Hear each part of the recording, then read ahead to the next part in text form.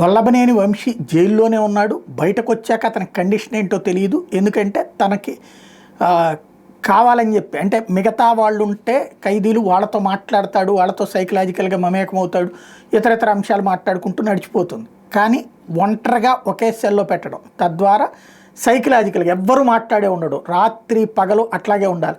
వాళ్ళు పెట్టినప్పుడు అంత తిండి తినటం, వెళ్ళటం. అదే సమయంలో టాయిలెట్కి సరైనది లేదు.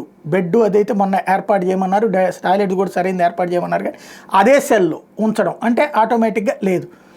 ఓవరాల్గా ఇప్పుడు కావాలని అతని మానసికంగా వేధించడం, తద్వారా ఇక జీవితంలో పిచ్చోడన్నా అయిపోవాలి, లేదంటే కుంగిపోవాలి ఆ పరిస్థితి. ఈ సందర్భంలో తాజాగా కౌంటర్ దాఖలు చేయమని చెప్పి, అంటే ఇతను బెయిల్ పిటిషన్కి సంబంధించి సత్యవర్ధన్ చేతనే కంప్లైంట్ పెట్టించిన నేపథ్యంలో సత్యవర్ధన్కి సంబంధించినటువంటి స్టేట్మెంట్ మీద అతని వంశీ అది అయిపోయింది. వంశీ కస్టడీకి ఇవ్వాలన్నటువంటి పిటిషన్ కూడా వాయిదా పడింది. వంశీ బ్యారక్ మార్చలేమని కోర్టుకు తెలిపేశారు అధికారులు.